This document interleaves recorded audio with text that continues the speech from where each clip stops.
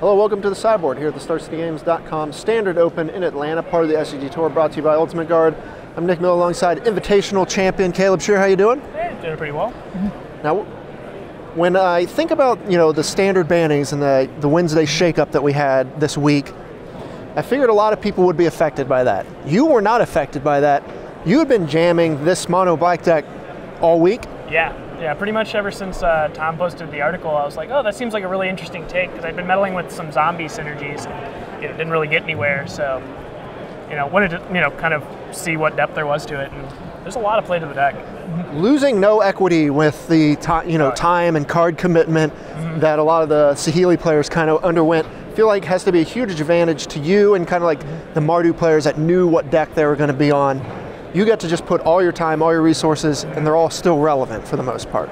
Exactly. Like, pretty much, like a lot of what I was testing against. Granted, we still lose out on, the testing against the Saheeli deck itself, but, hey, it's also being an aggressive deck, this and the Mardu, we get to kind of just jam and be like, oh, well, I kind of knew all the new cards that were coming out, so you still have some general play patterns. So yeah, right. You get that huge advantage. 4 days of testing versus 2 is just a whole other world. Right. So you come here, mono black aggro. We've seen you usually kind of stray to combo and this kind of stuff, but here you're just beating down.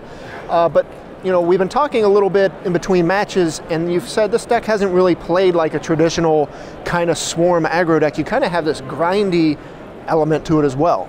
Exactly. Usually you kind of look at it and you're like, well, I have the Dread Wanderers or the Night Marvel, your 1-drops, and you're like, okay, 1-drop, double 1-drop, kind of similar to how we had the 2-1 human deck from last season. But here, basically what it is you're just like, how do I fill up my mana every turn? And kind of flooding out isn't really an issue, so you're kind of taking that similar strat to what Mardu really, kind of went full speed with, where it's like, hey, I have these 1-drops, but I also can go all the way up into Gideon and then even Archangel Avacyn in the main deck.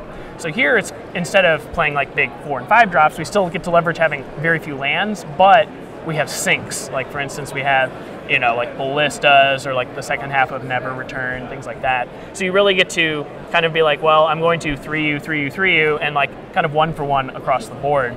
And if people aren't going to be playing turbo value-oriented decks where it's every card's a Rogue Refiner, that seems like a really good place to be. Right, yeah, you get to kind of grind with the decks that are trying to wear you down, but you have so many just resistant cards. First we got to touch on the Dread Wanderer here from Amonkhet. This is kind of the new Gravecrawler-esque card that we've seen, a bunch of versions of this. But when I first looked at it, I said 3 mana, that's a lot to get it back. Plus you have to have this 1 or fewer cards stipulation. But, I've watched you play 2 or 3 rounds and it's not really been an issue. You're kind of always in the spot where you're bringing it back, no problem. Exactly. A lot of the draws with this deck, you're kind of well, as long as if I have 3 or 4 lands, you're not let's mulligan this on autopilot because, well, if I have 3 1-drops and 4 lands, you're probably not getting anywhere. But here, it's, well, if I don't have very many lands, I'm probably going to just swarm aggro, and then they have to respond, so it's naturally going to be a turn 6 or 7 game when you're winning on average, unless you just run them over, so how lucky. But a lot of times, the return ability, it's just great because you're like, okay, we're gonna, so you have a more removal heavy draw. You can kind of cater to what the deck's doing versus trying to push your game plan. So that's why we get to, have so many lands in play near the end, even though we do have 20, that is actually turn 8, because we're just trying to interact as much as humanly possible, where we have interaction spells, we even have ballistas and stuff to kill other creatures. Right, and that's one thing this deck kind of gets to do, and I think the other big player here, Bone Picker, is the new card from Amonkhet that really allows you to kind of, as you mentioned, cater what you want to do in a particular game.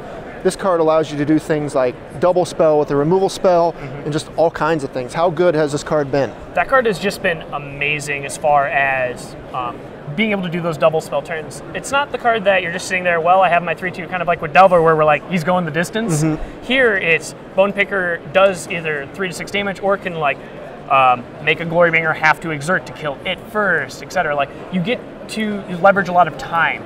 So for instance, that's kind of the big deal with that, is by putting that threat on board, it's not a kill you target, it's a lightning rod, is what I've noticed. That's just big enough, and it flies, so then you can get in about 6 points, and then we have actually a lot of reach, which helps. Right. The reach kind of comes from you have this kind of package where you can recur a lot of things. First we have, Walking Ballista. You also have Scrappy Scrounger, which goes great with, your theme and your Wanderer that's going to be coming back. But also it all kind of comes together with Liliana, which kind of allows you to do this burnout plan. Exactly. Like, by having I have 6 lands in play, Walking Ballista for 3, shoot you like EOT, then on my turn, kind of minus Lily. So it gives us like a really interesting thing where the minus on Lily, -2, is like very powerful in our deck. It's like sometimes just an autopilot, like, okay, just -2 it, even though it might die next turn because there's some decent creatures in my graveyard. Like, just the raised dead is great, not just plus try to threaten my ultimate against decks, grinding it out. Obviously that game plan is still there, which is great, but the fact that she has 3 relevant abilities at all times is just insane with this grinding package. And we also even have the Lookout and the Collective Brutality to also kind of leverage that drain you aspect as well. So it's like when they're at 8 or 9, it's okay, as long as we can keep stable, I can actually just eventually drain you out. Right. It's not a, That's one of the things a lot of these linear aggro decks that are not red have always lacked, is this ability to kind of burn or have this reach. Your deck has so much of it just that's kind of hidden amongst all the cards because everything's doing something else. Collective Brutality, you don't think of it, but yes, this 2 damage, 2 life thing is coming along with a removal spell or something like that. Yeah, and even just the discard ability, like here, of course we have the nice targets of Dread Wanderer or Scrounger, that generate value or never return, but sometimes you just have a dead card, with what's going on, so you're like, well, I'm an aggro deck that can actually, quote unquote, brainstorm it away by making it a spell. Right. So it's kind of cool. Always good to have. Then we have to touch on the Aftermath card here, Never to Return, just shooting down a Planeswalker or a troublesome creature. And then what I've been surprised by is how much relevance the second half of this card has. Even as kind of dopey as a 4-mana 2/2 is, when you're not really extending a card to do that, it's very good. Exactly, kind of going just on with the grinding aspect where it's like, well, I have 6 mana on this turn, what do I do? I have stuff to always do. It's not just all in on Ballista trying to make that a thing. And the actual exile value is relevant since Ishkanah is enemy number 1 for this deck. So it's just like, well, you can't recur it with your Death's Majesty Liliana now, so battling it the 2nd or 3rd time is really where you're going to lose, not the first one. And it kind of, one interesting feel that it gives the deck is this deck feels that it's running about 30 creatures when it's only running 24. So you feel like you're actually playing infinite, just guys, but at the same time, you still have, in the main deck, actually 11 plus 2 Collective Brutality for removal. So you actually have a lot of removals, big removal spells for kind of a quote-unquote aggressive down their deck. And of course you have the Glint-Sleeve Siphoner here as your other 2-drop. And this, by having this much removal, it really allows you to kind of go creature into just out-tempo them with removal spells, clear the way, and then figure out a way to burn them out once they stabilize. Exactly, so being able to do that with the removal, so by having that much, the Menace is actually what's relevant on the Siphoner there, since we don't have any energy themes. In the deck there are 2 Aether Hubs to kind of, mitigate it a little bit, to be like, hey, if I have one of those and a Siphoner next turn I draw a card, but on average it's Siphoner and then the next turn I want to attack with it, so it'll draw a card later, and then voila, it's paid for itself, it's good. And with all of that removal, the Menace kind of makes that right, that's something that just kind of snowballs. When you're picking down their creatures, your Menace becomes even more relevant. Exactly. All right, so you kind of mentioned Ishkanah is enemy number 1 for this deck, so you have a lot of stuff going on in the sideboard to fight that card in specific. We have the new card here that kind of interacts with the graveyard, Scarab Feast, cycling when you're not interacting with the graveyard, but also kind of, I think when Tom wrote about this card, he's basically saying you want to use this to just counter an Ishkanah, basically. Exactly. It's counterspell target Ishkanah. Sometimes you have to do counterspell target Traverse. Stuff of that nature. If you can't actually let the Ishkanah resolve, and even just at other times, Liliana's Death's Majesty is very huge. Or the Prized Amalgam decks that can just outvalue.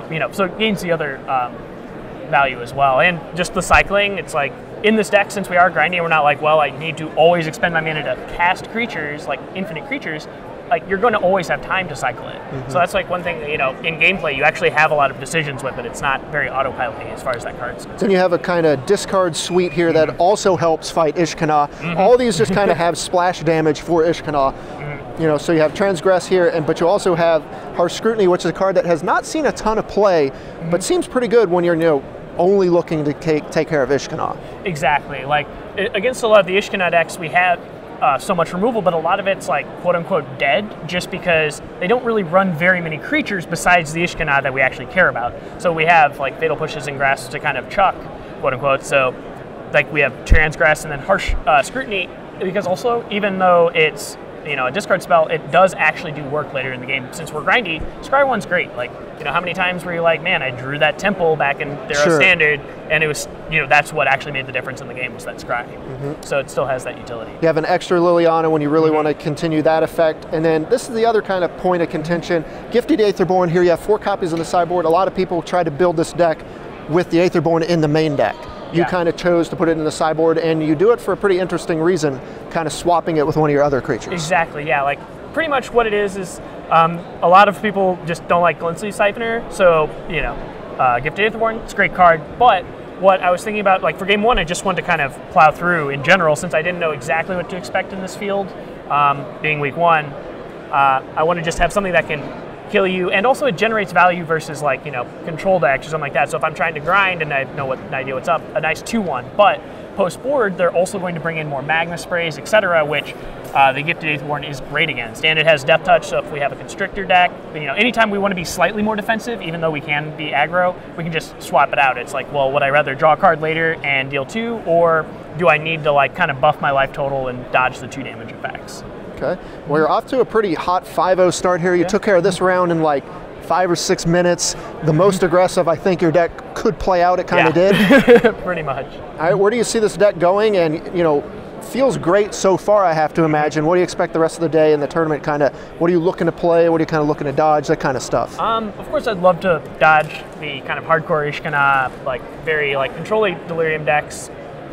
But in general, like really kind of how I'm anticipating it going is just being able to kind of grind and see like they don't really know how to hit your deck, since, well, like most of my opponents so far have been, okay, well, it's pretty aggro, so I have to board in these cards like Sweltering Suns, etc., to like do the early onslaught if they want to go bigger. Like, for instance, if Mardu, they kind of shave down on the low drops to go big, so then we'll just grind and then have like Transgress and stuff to take away your Avacyn, take away your Planeswalker, and then just like for you every turn for the rest of the game. In the future, I don't know. I would definitely need to do some more testing as far as like once this actually fleshes out in the metagame. But I definitely think it has legs. There's like a lot of play to it, since it's not just a, hey, all in. Like a lot of times in week 1, we always have the, hey, look, I did all the stuff. Like we saw that with the Tarka Red, etc. Kill you on turn 4 every game. But the fact that it has the grinding power is really what it's kept me on the deck actually this week instead of switching off. Awesome. Well, you're off to a great start. 5-0. Looks very good. You kind of tweaked the numbers a little bit on what Tom originally wrote about, and you're putting it to full effect where he didn't even choose to play the deck. You're kind of making him look bad. So. We wish you the best of luck, Caleb. Thanks for joining me here in the sideboard. Stay tuned to StarCityGames.com all week long for the action here in Atlanta.